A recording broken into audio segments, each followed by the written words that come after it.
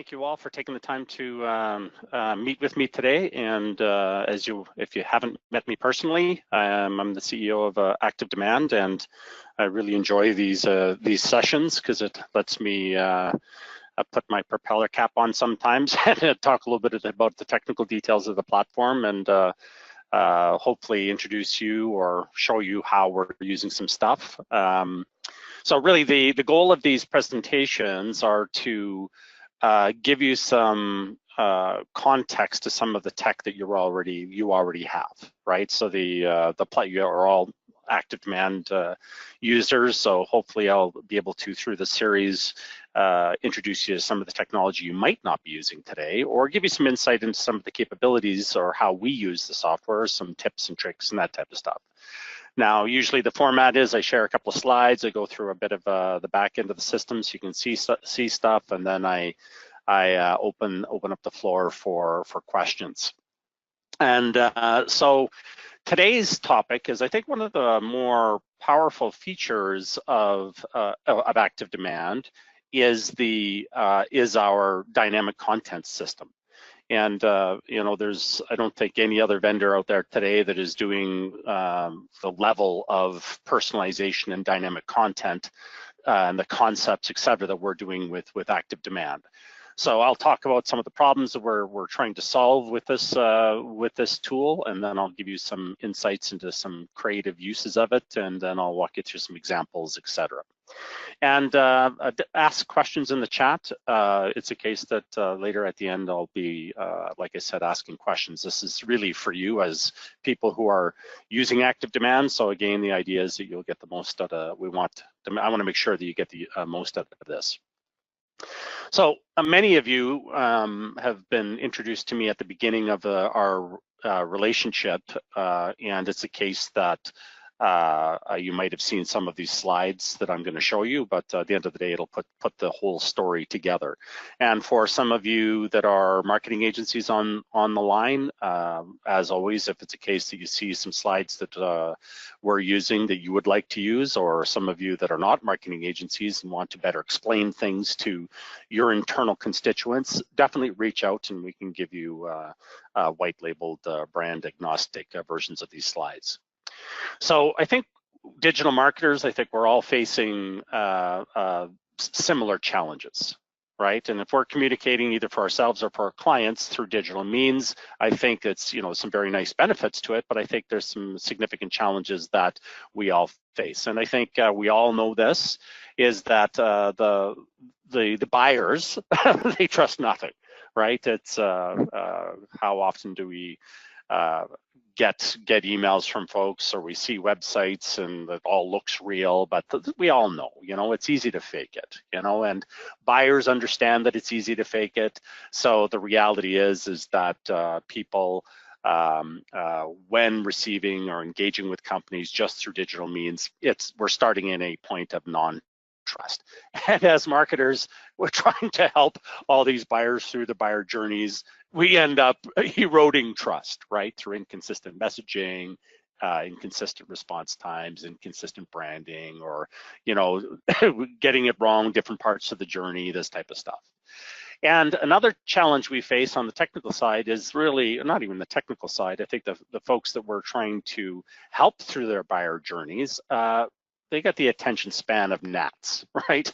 There's just too much information. We're bouncing around between different phones. Like I have multiple screens on monitors at my desktop, and let me tell you, I'm bouncing around just like everybody else.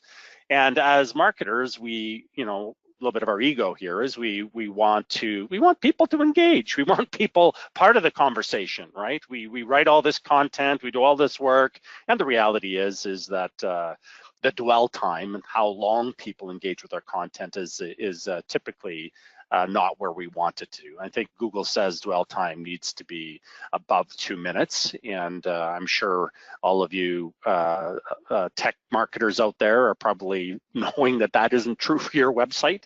And definitely our conversion rates are not where they need to be because people aren't engaging with this content. And another challenge that we're all faced with is there's always more than one buyer profile, right? We're targeting, as marketers, we're targeting, we're fishing with wide nets. So the people who are buying our products, the reality is there's different buyer profiles, and quite often there's multiple industries that we're targeting as well. And this is absolutely the one we all forget about, and I think it's the case that there is a journey. It is a journey. It's never just a single click, right? It's a case that it will always be more than one touch, right? We're not, even on the simplest things, like I know, when I buy on Amazon, should I add this to the cart? Oh, the shipping rates is, $1 here, $1.50. You know what I mean? It's even on simple things, it's never a single touch. And this is the biggest challenge, right? And I think the biggest challenge out of all of this stuff is, and as agencies, we face this with every single one of our clients, and as marketers in-house, we face this ourselves. The biggest challenge we face is we only have one website, right? We could solve a lot of these problems if we had an infinite number of websites, right? And if on the agency side, if the client wanted to, an infinite budget, we'd build a website for every single person, the prospect rather. And as in-house, same story, infinite budget, let's just keep building websites. But there is only one, and it is a critical asset.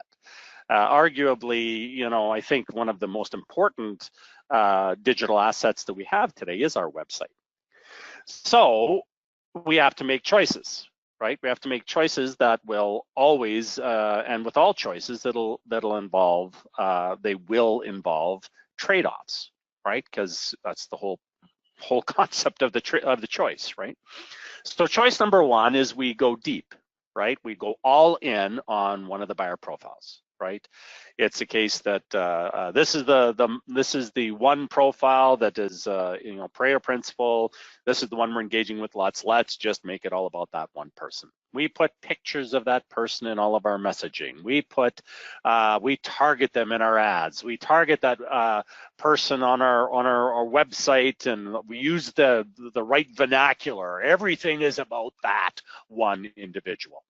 And let me tell you, if that individual is engaging with us, the messaging resonates, right? It's just magic for that one person, right? Everybody else we're alienating, right? If I'm not in that buyer profile, what is that? No, this company can't. It isn't somebody that I can deal with today. This company is focusing on somebody else. So option number two is we remove the buyer out of the marketing messaging. And when we were operating as an agency, we were faced with this many times, right? We have all of these buyer profiles. The reality is there's a bunch of discussion with the client, or even in-house.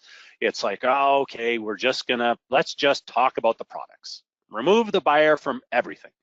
Maybe we have an industries we serve link up on the top of the website, or maybe we have a scrolling list of our successful clients along the bottom of the website. And it's what I call, it's a technical website. It is serving up dead chicken parts. And what I mean by that is that if KFC did this, all of their marketing messaging would be grease-boiled dead chicken parts. And of course, what's going to happen is we're going to alienate everybody, right? Or even worse, we're going to bore everybody, right? Like, we've all built these generic, non-emotional websites that are just a bunch of dead chicken parts on the website. Or we can take some kind of hybrid approach where we just start increasing the complexity of the IA. We have all of these different parts of the website for different buyer profiles, and we hope that these people we can get them to that part of the website in our engagement, and our IA becomes a exponential growth of complexity.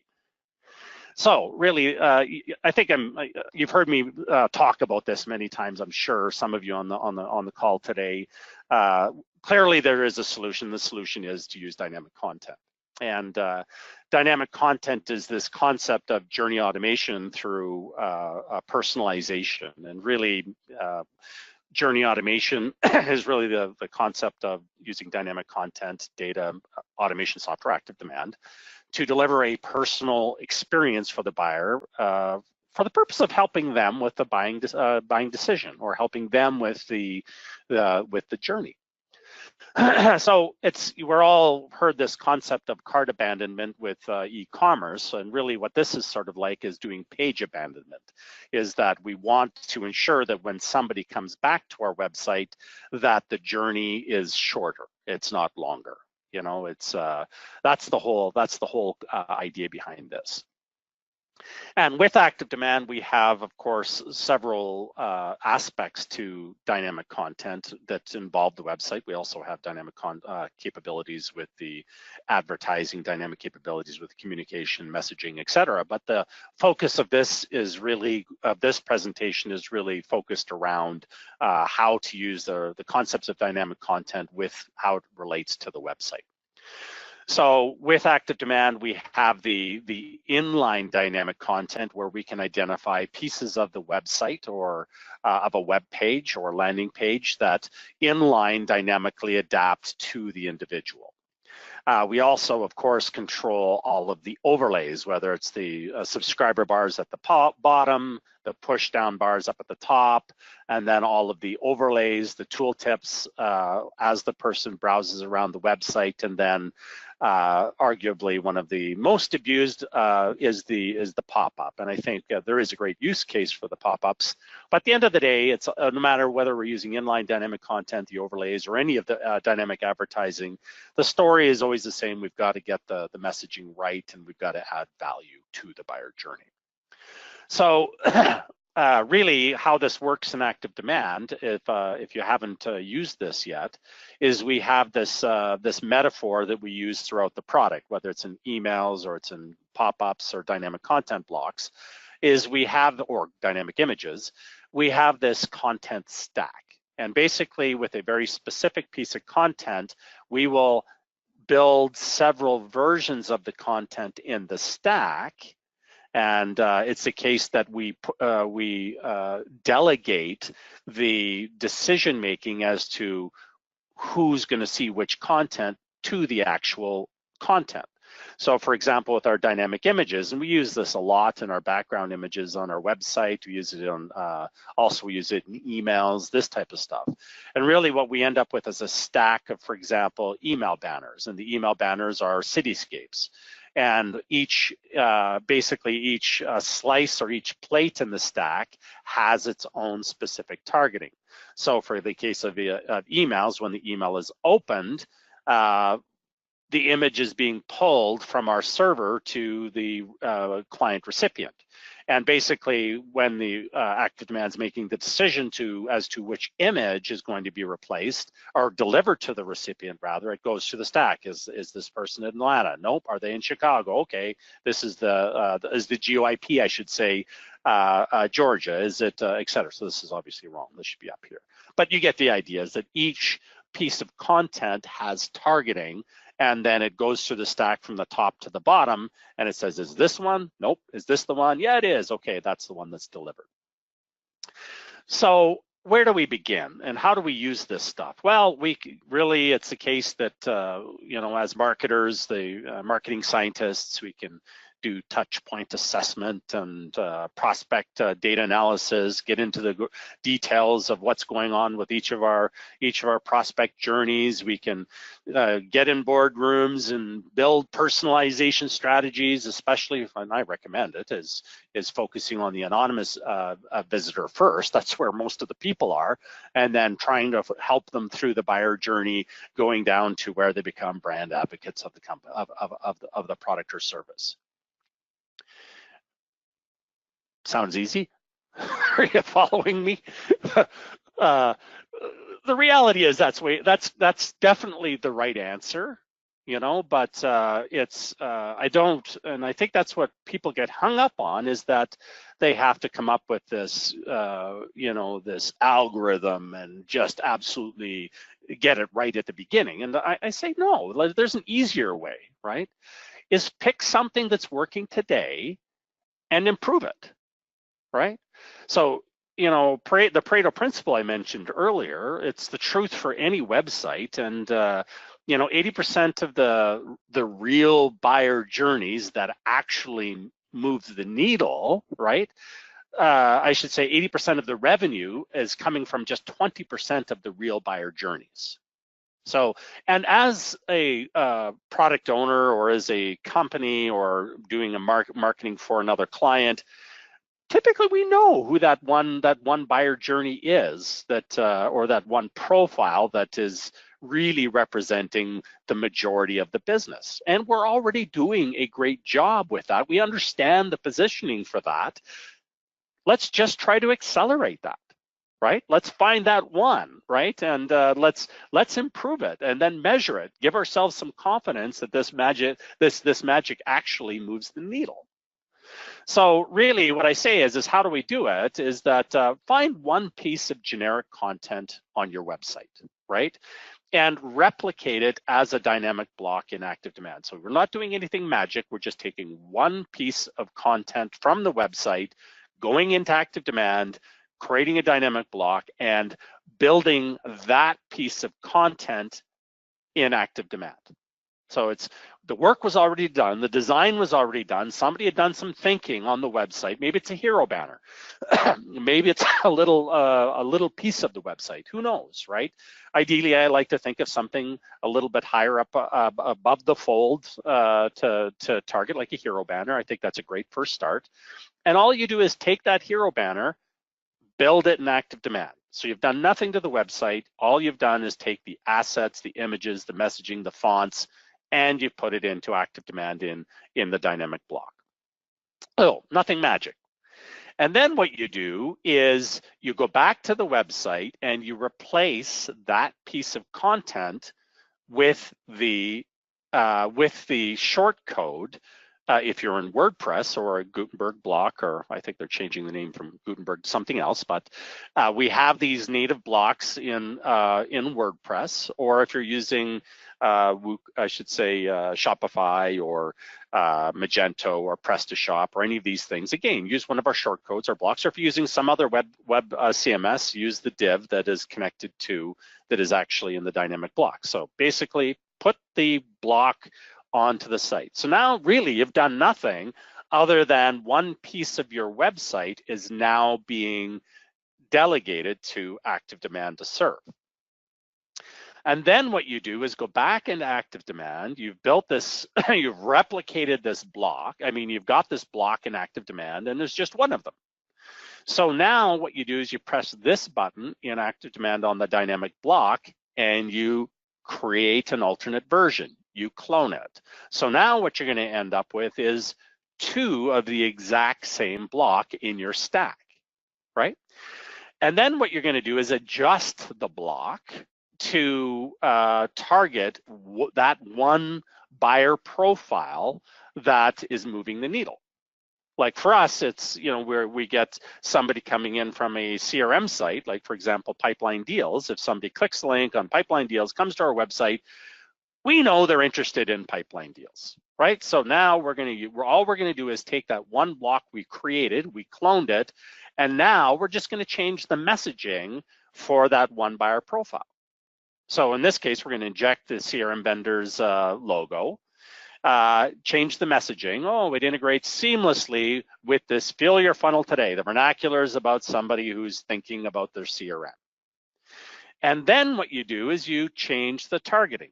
Right? So basically you want to target this slice to that one buyer profile that is absolutely a good buyer profile that you planned out in the previous steps. So it's fairly easy for us. And one of the things that we created in ActiveDEMAND that, because we went through this, we use everything in ActiveDEMAND. We're not just writing software for fun, we love using it ourselves. And in this case, like we created this concept of the contact segment system. And it came out of the this whole dynamic content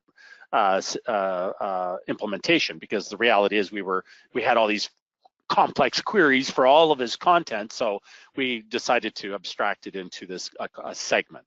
So now we could reference this segment on pop-ups, tooltips, emails, all of this different stuff, and it's just very simple. In ours, it's contact segment equals interested in pipeline deals. And we've abstracted all the details of what it means to be interested in pipeline deals from our buyer journey perspective.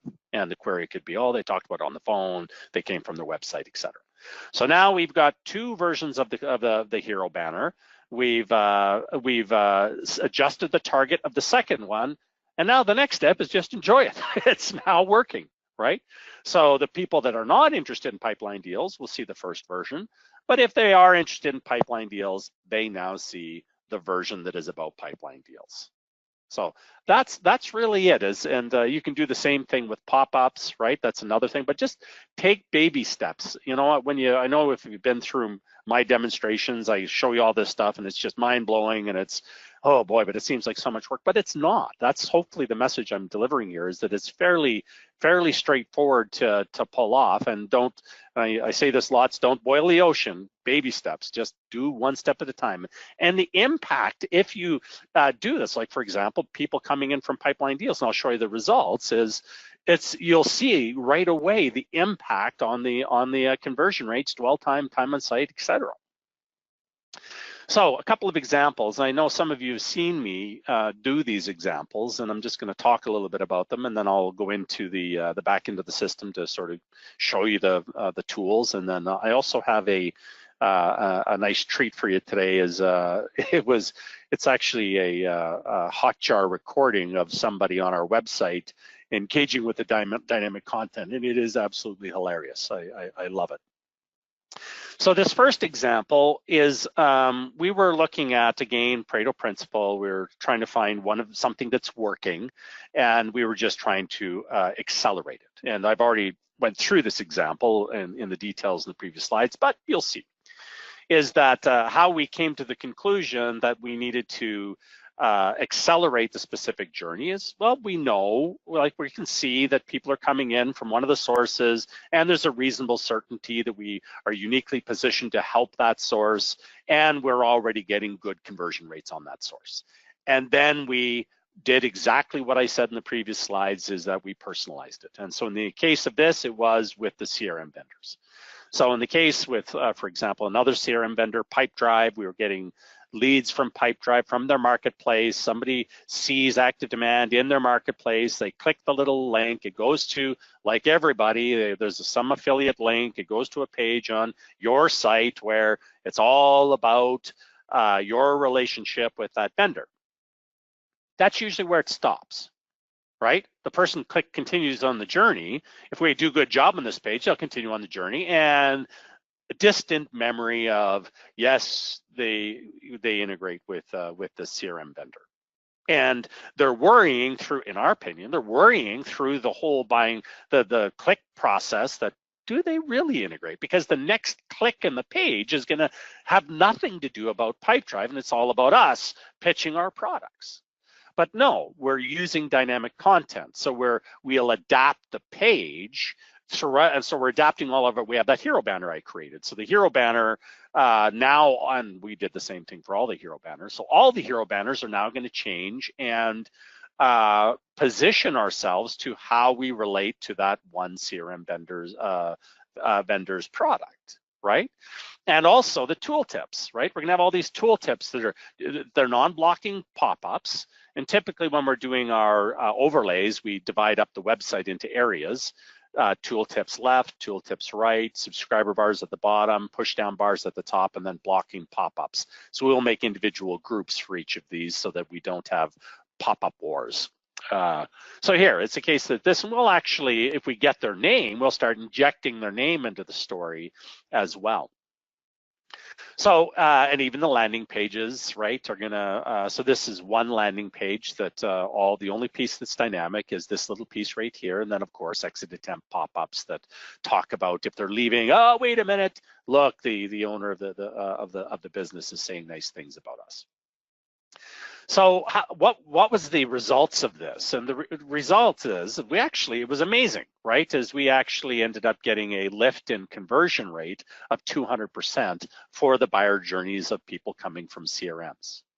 So it was absolutely, the impact was was measurable, and it was positive. So it wasn't like we were trying to get lift on some esoteric journey that, oh, gee, you know, what about the people who, you know, like cats and live in this part of the world, and, you know, love flip-flops and you know, drink at Starbucks. You know, we're not trying to find some esoteric buyer journey and try to add a little bit of value to it. No, we are trying to accelerate the journey of somebody we already know has a reasonable success rate. So another example is target segmentation. So here what we've done is we've looked at, so now that was fantastic, it was working, we're getting way better lift on our conversions from our CEO partner, or I should say CRM partners. So the next thing we did is we looked at, okay, let's look at industries, right? Because we have a couple of industries we're doing, you know, very well in. And again, back to my original say, find something that's working already and accelerate that. So it's a case that for us, we picked a couple. There's end users, agencies, and SaaS vendors. So these were three that we already are doing great business with, and there's very clear vernacular for the positioning and the statements and this type of stuff for the three verticals. So we just said, okay, let's look at the buyer profiles. And then again, what we did is we started a little bit higher up in the funnel in this case, because if somebody comes to the website and they're anonymous, we don't know anything about them. So we're going to do the generic take the buyer out of the messaging, dead chicken parts strategy. But we're going to introduce a couple of decisions at the top of the fold that hopefully they will make. And surprisingly, a lot of people do actually click one of these two buttons. So if they click I market for many clients or I mark one business, we're getting a better idea at least of who these people are. So of course, if they click the I'm marketing for one business, all the hero banners are going to now talk about I want more business. You know, let's grow this business. Or if they click the I'm marketing for many businesses, it's the case that now we're going to change the positioning. In this case, for agencies, I want more retainer clients. You know, we start throwing in the vernacular of that position statement. And the results of this, and we went even further for account-based marketing. We went and found, like, for example, if we're targeting agencies, there's, I think we've got like 500,000 agencies in our database. We went and put them into the database, used our data enrichment, pulled all their logos, did the same thing for SaaS vendors. And if we can get anybody from one of those companies to our website, you know, the website is going to be about what we do for their company, not just their generic vertical. And the results were clear. It was the case we got a 300% increase in page depth for the verticals we targeted. We got a 400% increase in session length. So we got a lot more dwell time on the website as well. So definitely there was a big impact on the engagement with the content. And it makes sense because we were suppressing content that wasn't related to the buyer journey. Now, example 4, and this one was really, you know, we're using AdWords, right? So you've heard me talk about this, and you've probably seen me go through this next demo, which was where we were targeting our competitors with ads, right? Because, okay, we're getting fairly good traffic, and there's a high reason, there's a reasonable certainty that we are uniquely positioned to help the buyer journey. In this case, we're doing already well with our ads, so we were going to look at how do we improve it using dynamic content. So in this case, the strategy was to look at so it was both an SEO strategy as well as an AdWords strategy. So on the SEO side, we did do long tail pages. So we built out pages that were static, that focused on alternative to, competitor to, this type of stuff on our website. And that's static content. It's just going to be static. If Google likes it, they'll bring it up and people will see it and come to the website. But for those folks that while we're working on trying to get the static content to work, we're going to start using dynamic content for our AdWords campaigns. So we have built out targeted keyword ads for alternative to competitor A, competitor, competitor, competitor, etc. And then we used adaptive dynamic blocks and used value track parameters. And if you're not familiar with this stuff, there is some stuff on our support portal about how we use value track parameters. At the end of the day is we want to take the link click, pass the data to the landing page, adapt the landing page to the individual person's search. So for example, somebody searches for unbounce, sees our ad, clicks the ad, they go to a landing page. The page originally was generic, but now it's very targeted with our compete strategy against unbounce. And then if they search for lead pages, the exact same ad shows up. And if you click the ad, of course, the page, we know what keyword search. You can see at the very top, the value track parameters were posted to the page when the ad click came through. And so now the page knows that the person is looking, for example, unbounce. You can see up here. So that's how the dynamic content for this hero banner. There's another piece of dynamic content here. And we actually use a different piece of dynamic content on the call to action as well. So it's one page with 3 areas of content and a bunch of static content as well. So it's a case that it was a couple of the results. Well, we're still measuring. I think it's a case that I haven't checked on the actual stats. But on the IA side of things, from the information architecture, there's one page, right? And if we ever come up with another competitor, oh, you know, there's Bob's landing pages, you know, fast landing pages from the back of your pickup truck with a donut. Oh yeah, we're getting a bit of traffic. Okay, all we do is go into that one dynamic content block, hit clone, right? And now, you know, it's a case, maybe throw up an ad targeting, you know, searches for Bob's landing pages with a donut. And same page, like nothing changes. We don't have to do a bunch of magic. We just go into the content, clone it, target it, done, enjoy it. So what's in it for me? Definitely a simplified IA, easier to maintain. And what's in it for the visitor? Their experience is obviously a lot better, right? Is that they're really, instead of some generic message where we just replace a name, replace a logo, the actual content changes. Right? So when they see it, the story is a lot better of exactly how we compete against that one vendor. And so some of these, I think these benefits are across the board, how we're using dynamic content, but also there's some drawbacks, and you have to be very careful about this, is that you have to, if you get the wrong message to the wrong person, all trust is gone. Right, so you have to do a little bit of work, and it does take a little bit of work to get the robot out of the room, so to speak. And what I mean by that is that you know, we've all see these HTML emails. They're clearly marketing using a platform that can inject a first name, you know, and woohoo, we're personalizing. But the reality, we all know, there's a robot in the room. The personalization is just the first name. But so if you do a little bit of work, you can get the robot out of the room, and you have to be careful about the robot and be cognizant of the robot, that it does feel natural.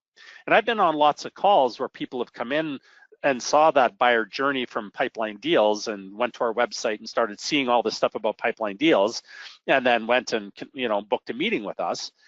And I showed them what I just showed you, and I said, did you realize that was going on? And 9 times out of 10, the answer is no, they didn't realize it, because they just started getting this confidence that, okay, these guys are partners with this vendor. Clearly the integration isn't the problem. Really, what I want to know now is, does the product actually work for me? So that's why they increase the page depth, the engagement, and book the session with us to see what it's all about. And typically when they book that session is, oh, I wonder if it really integrates.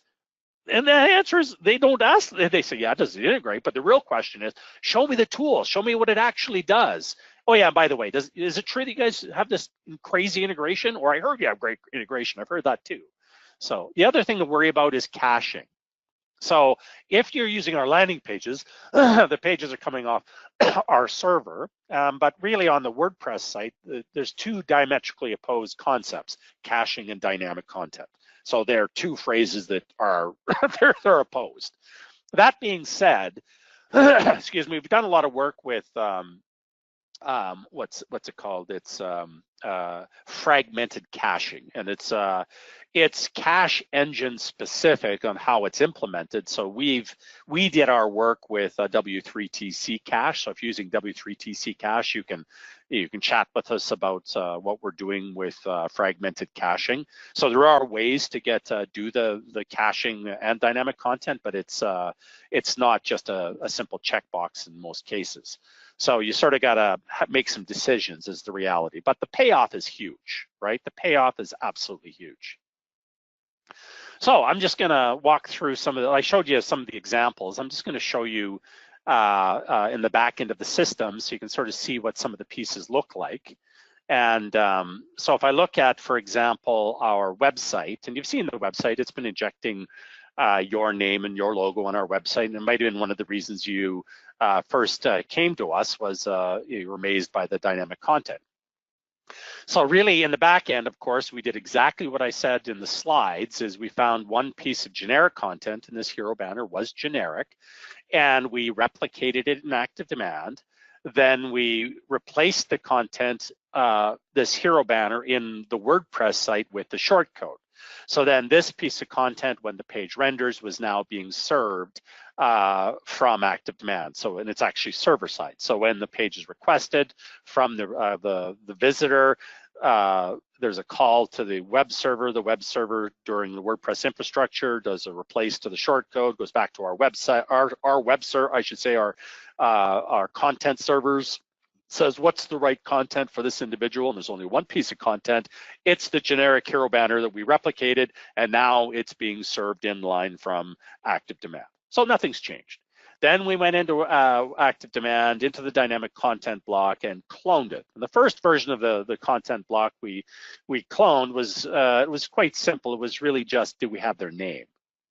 And then the next thing we actually did was, do we have their logo? So we put another version of it that had the logo on it. And then we went fancy with the CRM vendors and in the specific verticals. But again, we're trying to keep it simple, and we're a little bit more brash than everybody else because we sell this stuff, and not everybody's gonna go and put somebody's name on the website because they might, some people might get freaked out. But for us, the impact is huge, and because that's what we're selling. So we do purposefully put the robot in the room because that's what we're trying to communicate, is there's a robot here, we have a robot.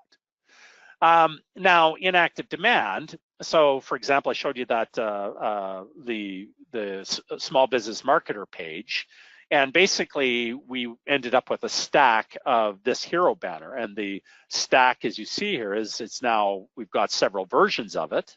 Right, you can see the history, and as we started finding different inputs, and then we targeted. Right, in this case, I've targeted for me for this demo today, but this is showing you the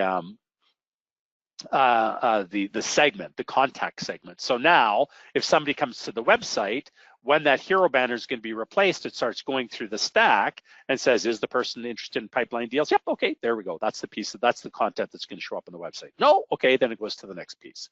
And it goes down the line.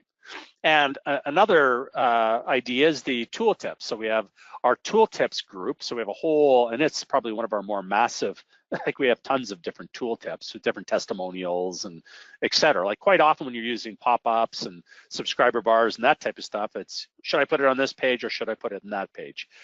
That's part of it, but I think it's more important is to use the targeting, is what's the right content for the individual at this stage in the buyer journey.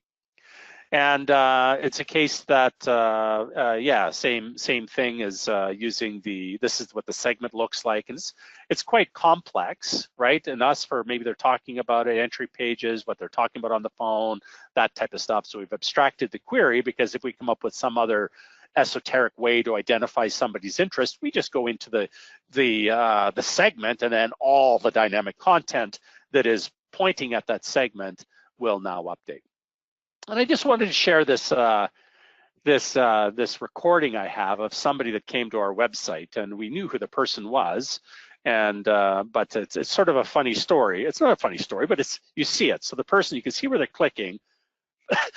They're just like, wow, they got my name, they know they have my logo, you know, and they look, oh, the banner is all white labeled, the pitch is all white labeled, the pitch is on and on and on. Like this, you can see that they're definitely intrigued by the messaging that that they're seeing, right? And it's let's see if they go back. Yeah, but yep.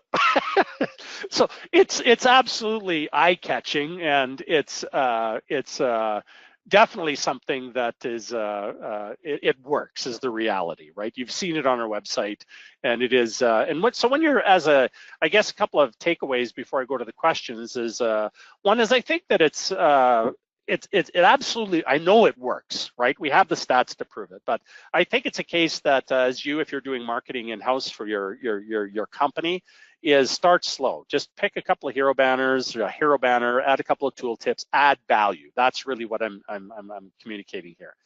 And as agencies, I think that this is part of your tool set. You don't have to get into the nitty-gritty details, but of you know, what the magic is. But definitely from a client perspective, I think doing it on your website is a big first step, because you know, if you can go take the prospect to your website because they've been there and they show, look, this is what we did for you. It's just such the story just resonates, and then actually execute it for the clients. There's a ton of value and lift, etc. So that's it. I'm going to just open things up now for questions. I see there's a couple.